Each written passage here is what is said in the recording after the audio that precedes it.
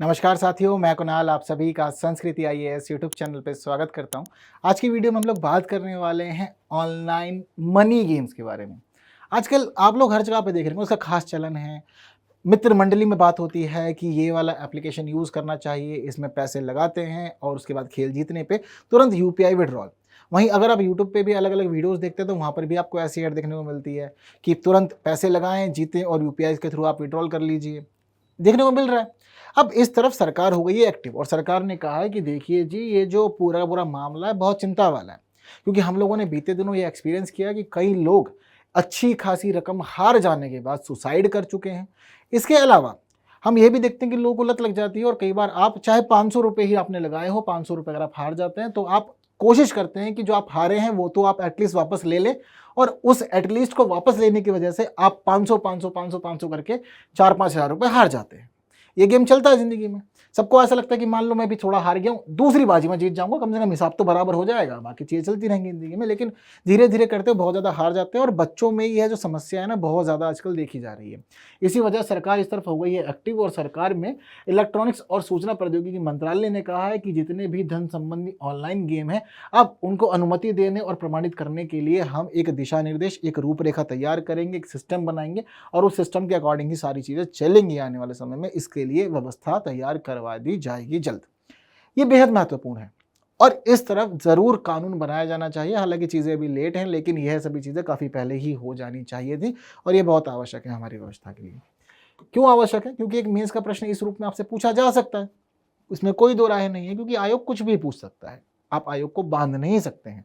तो ज़रूरी है कि मेंस के नोट्स आप लोग ज़रूर बना के रखें अपने पास। वहीं अगर चीज़ें आप प्री के स्तर पे भी तैयार कर लेंगे, बेहद अच्छी है। वैसे अगर आप मेंस के नोट्स बना करके चीज़ों को आगे बढ़ा लेते हैं तो प्री के स्तर पे सारा काम अपने आप ही हो जाता है। कोई ऐसी दिक्कत वगैरह नहीं होती नहीं है। तो हम लोग बढ़ते हैं आगे और चीज़ों को समझते हैं क्या कह रहे हैं। सरकार ने पहले फैसला किया था कि हम बनाएँगे एक उद्योग आधारित स्वनियामक संगठन। शुरुआत सरकार की यह थी, सरकार की शुरुआती रुचि कुछ इस प्रकार की थी कि हम ऐसा-ऐसा कुछ-कुछ करेंगे। लेकिन सरकार ने क्या किया कि इस प्रक्रिया को आगे बढ़ाने के लिए सरकार ने प्रस्ताव प्रस्तुत किया। सरकार ने यानी कि जो हमारे ये गेमिंग प्लेटफ़ॉर्म वगैरह हैं, जो उद्योग हैं, उनसे कहा कि ठीक है, आप अपने-अपने ना हमें ना प्रस्ताव भेजो कि कैसे-कैसे आप चीज़ों को मैनेज करोगे, कैसे-कैसे आप सिस्टम बनाओगे। जब सरकार के पास प्रस्ताव आए अलग-अलग तो सरकार ने नोटिस किया कि जितने भी प्रस्ताव आए थे, उन पर गेमिंग कंपनियों और उनके उद्योग संघों का भारी वर्चस्व रहा। क्योंकि क्या होता है कि अगर आप प्राइवेट सेक्टर से कोई चीज़ की उम्मीद करेंगे ना तो प्राइवेट सेक्टर हमेशा ही यह फोकस करता है कि प्रॉफिट कैसे रहे। तो प्राइवेट सेक्टर हमेशा अपने हित की बात पहले रखेगा, बाकी चीज़ें बाद में रखेगा।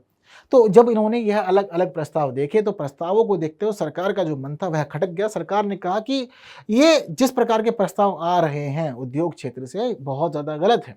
क्योंकि वर्चस्व बना हुआ है उद्योग संघों का और कंपनियों का और हम इसी स्थिति से निपटना चाहते हैं क्योंकि आज के समय में भी सब चीज़ें ये अपने प्रॉफिट के लिए कर रहे हैं, लोग अट्रैक्ट हो रहे हैं, फँस जा रहे हैं, हनी ट्रैप वाली स्थिति हो रही है, बाद में बहुत ज़्यादा दिक्कत होती है। पहले शुरुआत में आप लोग सब काम करते तो मर्ज़ी से, आप किसी से नहीं पूछते, अपने मोबाइल फ़ोन में खुद एप्लीकेशन डाउनलोड कर लेंगे, खुद ही चाहे यूपीआई ट्रांज़ैक्शन करें, चाहे फिर अपने डेबिट कार्ड से करें, खुद ही ट्रांज़ैक्शन करके पहले पैसे वहाँ जमा कर देंगे। जब बाद में चीज़ें गड़बड़ाती फिर आप भागते प्रशासन के पास कि जी मदद करो हमारी, हमारे साथ में समस्याएँ हो गई हैं, हमारे साथ में दिक्कतें हो गई हैं, इसको ठीक किया जाना बेहद ज़रूरी है। अब बाद में फिर प्रशासन को परेशानी होती है क्योंकि चीज़ों को मैनेज करना पड़ता है, तो उस प्रशासन ने सोचा कि एक काम करो पहले से ही चीज़ों को व्यवस्थित करना शुरू कर दो ताकि बाद वाली जो स्थिति है उसकी नौबत आए ही ना और बाद में जब नौबत आएगी तो देखेंगे दोषी कौन और उसके अकॉर्डिंग चीज़ों को मैनेज किया जाएगा। तो सरकार अब कह रही है कि हम बनाएंगे एक तटस्थ नियामक संस्थान और हम बनाएंगे कुछ कानून जिससे कि अब आने वाले समय में एक अच्छी खासी व्यवस्था सुनिश्चित हो पाएगी। हालांकि सरकार ने बहुत सारी चीज़ें क्लियर नहीं की है अभी कि क्या क्या कैसा कैसा रहने वाला है, लेकिन इस तरफ सरकार आगे बढ़ेगी। सरकार ने यह सभी चीज़ें पहले ही क्लियर कर दी। जो हमारे आईटी नियम है उनमें साफ-साफ यह कहा गया है कि सरकार को यह अधिकार है कि वह ऑनलाइन रियल मनी गेम्स को नियंत्रित करने के लिए जो भी उपाय करना चाहे वह कर सकती है। चाहे उसमें नियामक संस्था का गठन करना हो, उसके द्वारा अनुमोदन दिया जाना हो, यह सभी चीज़ सरकार के पास है। सरकार इसको लेकर के कानून, नियम सब बना सकती है, ये अधिकार उसको मिला हुआ है।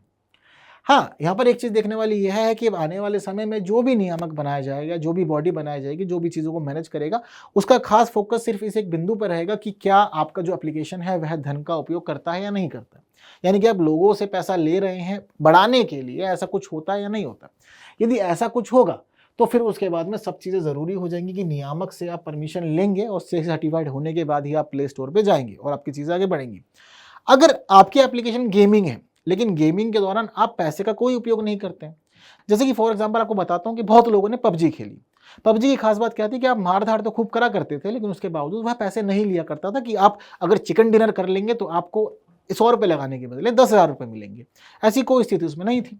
लेकिन आजकल हम देख रहे हैं कि आपको इतना आसान रास्ता बताया जा रहा है, बड़े-बड़े सेलिब्रिटी आते हैं, वो खुद कहते हैं कि आके लूडो खेलो और जीतो पैसे।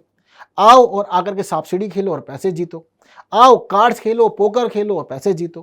कैरम खेलो, पैसे जीतो। ये सब कुछ चल रहा है। इसके अलावा सिंपली भाषा में इतना भी कह देता है कि आसान खेलों को खेलते हुए आप पैसे जीत सकते हैं। ये चीज़ें यहाँ पर क्लियर हो गई हैं। तो यहाँ पर इन्होंने यह व्यवस्था बनाई कि आपको नियामक से परमिशन तभी लेनी होगी जब आपके यहाँ पर पैसों की ज़रूरत पड़ती है, पैसे इस्तेमाल करने पड़ते हैं। यदि आप सिर्फ एक नॉर्मल गेमिंग प्लेटफॉर्म है तो उस स्थिति में चिंता नहीं करनी, आपकी गेम जो है वह बिना किसी रोक-टोक के चलेंगे और चीज़ें आगे बढ़ेंगी। लेकिन अभी नियम बनाए जाएंगे और नियम बनाने के लिए हम बैठेंगे एक्सपर्ट्स के साथ, जो हमारे गवर्नमेंट के एक्सपर्ट हैं, जो हमारे मंत्री विशेषज्ञ वगैरह हैं, वह सब तो बैठेंगे। इसके अलावा ये कह रहे हैं कि जो ऑनलाइन गेमिंग के एक्सपर्ट हैं हम उनके साथ भी बातचीत करेंगे, जो शिक्षाविद हैं उनके साथ में भी बात करेंगे, जो मनोवैज्ञानिक हैं उनके साथ में भी बात करेंगे, क्योंकि गेम्स का ना मनोवैज्ञानिक प्रभाव बहुत अधिक होता है। पबजी के दौर में हम लोगों ने यह चीज़ नोटिस की थी कि लोग नींद में भी हाथ चलाया करते थे और एग्रेसिव बहुत ज़्यादा हो जा रहे थे। उनके एग्रेसिव होने की वजह से उनका गुस्सा हर जगह दिख रहा था और चीज़ें गड़बड़ हो रही थी। वहीं इसके अलावा एक दूसरा पक्ष यह है कि यदि आप धन वाली गेम खेलते हैं तो आप बार-बार चाहेंगे कि आप जो पैसा हारे हैं वह आपको मिल जाए। वहीं मान लीजिए अगर आप जीतते हैं तो आपके मन में ये लालच बढ़ जाएगा कि बार-बार जीतें और बार-बार खेलें, जिससे जीत हमेशा हमारे पक्ष में नहीं रहती। ये चीज़ें तो स्पष्ट हैं। तो कोई ज़रूरी नहीं है ना कि हर किसी के पास में शकुनी जैसे पासे हो, आप जो फेंको और वो आ जाए। ये चीज़ें जीवन में सबके पास में होती नहीं है। तो इसलिए यह फिक्स है कि अगर आप जीतेंगे तो आप हारेंगे भी, और हार रहे हैं तो बिल्कुल स्वाभाविक है कि 2-4 गेम आप जीतेंगे भी, इसमें कोई दो राय नहीं। तो मनोवैज्ञानिक प्रभाव इसके बहुत ज़्यादा होते हैं और इंसान धीरे-धीरे उसी प्रकार का प्रेरण सेटअप करता है। शुरुआत धीरे-धीरे छोटे स्तर से होती है, बाद में आप आदी हो जाते हैं। इसके अलावा बाल अधिकारों की सुरक्षा जुड़े व्यक्ति, क्योंकि इनको शामिल करना इसलिए ज़रूरी है क्योंकि आज के समय में इतना ज़्यादा बड़े लोग यूज़ नहीं कर रहे हैं जितना बच्चे यूज़ कर ले रहे हैं, और बच्चे इतना ज़्यादा यूज़ कर ले रहे हैं कि घर वालों को पता ही नहीं हो रहा है कि सारे काम पीछे से उनके हो जा रहे हैं। तो इस तरफ भी ध्यान रखने की ज़रूरत है। सूचना एवं संचार प्रौद्योगिकी विशेषज्ञ हैं, उनको भी शामिल करना ज़रूरी है क्योंकि सभी चीज़ें इसी प्रकार आईटी के थ्रू ही हो ही रही हैं। तो इस प्रकार अब इन्होंने कहा है कि एक समूह बनाएंगे, इसके थ्रू हम लोग आने वाले समय में सारे रूल्स बनाने वाले हैं, नियम बनाएंगे, पैटर्न क्या रहेगा वह बनाएंगे, उसका सार्वजनिक कर देंगे। लेकिन कितना अधिक आवश्यक है आज के समय में ये बात आप लोग समझते हैं, और इसकी आवश्यकता के आधार पर ही आप लोगों से परीक्षा में प्रश्न पूछा जा सकता है, जिसके लिए आपको तैयार रहना होगा।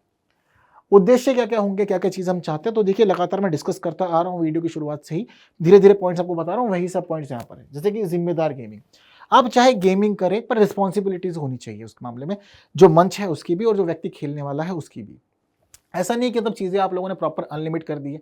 आपके यहाँ कोई भी आ रहा है, कोई भी खेल जा रहा है, छोटे-छोटे बच्चे मान लीजिए 10, 11, 12 साल वाले हैं, उन्होंने देख लिया तो वह भी गेम खेलना शुरू कर दे रहे हैं।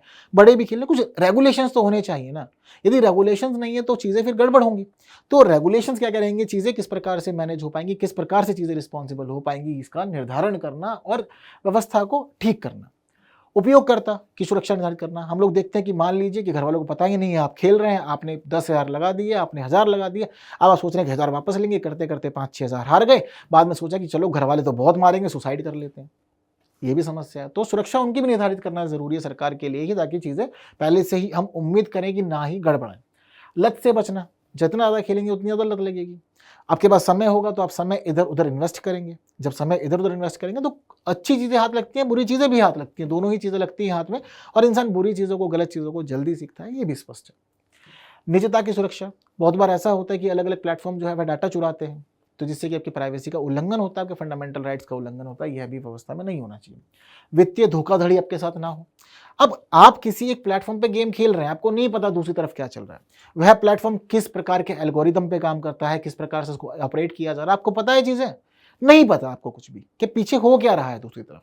उस स्थिति में ज़रूरी है कि वित्तीय धोखाधड़ी जैसी घटना आपके साथ ना हो, आपकी चीज़ें ठीक रहे, तो इसलिए मामला बचा रहे। खेल प्रमाण, गवर्नमेंट चाहती है कि चीज़ें जो भी हों वह सर्टिफाइड हो, सरकार की नज़रों में हो, ताकि गलत काम ना हो व्यवस्था में, इसकी हम लोग उम्मीद करते हैं। और उपयोगकर्ता और मंच पारदर्शिता बनी रहे। पता हो व्यक्ति को कि हाँ सब चीज़ें पारदर्शी है, ट्रांसपेरेंट है, कोई खास ऑपरेशन विशेष नहीं हो रहा है, फंसाने का काम नहीं हो रहा है, और अब मनोरंजन के लिए गेम खेले ना, क्यों लत लगा रहे हैं, क्यों चाह रहे हैं कि यहीं से करोड़पति बनना है। आप 5 करोड़ जीत के जाएंगे, उसका बंगला खरीदेंगे, गाड़ी खरीदेंगे, बैंक बैलेंस अच्छा मेंटेन करेंगे, ये सब कुछ सोचने की क्या ज़रूरत है। पारदर्शिता बनी रहे, चीज़ें थोड़ी सिस्टमैटिक रहें और मनोरंजन चलता रहे, काफ़ी रहेगा जीवन में इतना, यदि व्यवस्था ठीक हो जाती है तो। हाँ, लेकिन आप लोग को सरकार का ये है जो दृष्टिकोण है, ये कैसा लग रहा है, किस प्रकार के नियम बनाए जाने चाहिए, किन-किन चीज़ों को रोका जाना चाहिए, इसके लिए आप लोग कमेंट में अपने सजेशंस बिल्कुल दे सकते हैं। जो प्रश्न मेंस का दिखाया था इसके लिए नोट्स ज़रूर बना लीजिएगा, खास है आप लोग के लिए। हम लोग बाकी अगली वीडियो मुलाकात करेंगे। अगर आप लोग को यह पसंद आई है वीडियो तो बाकी साथियों तक ज़रूर शेयर करें, कमेंट और लाइक के बिना ना जाएँ। अगली वीडियो में मिलके कुछ नई बातों पर फिर चर्चा करेंगे। बने रहिए संस्कृति आईएएस यूट्यूब चैनल पे। Thank you so much.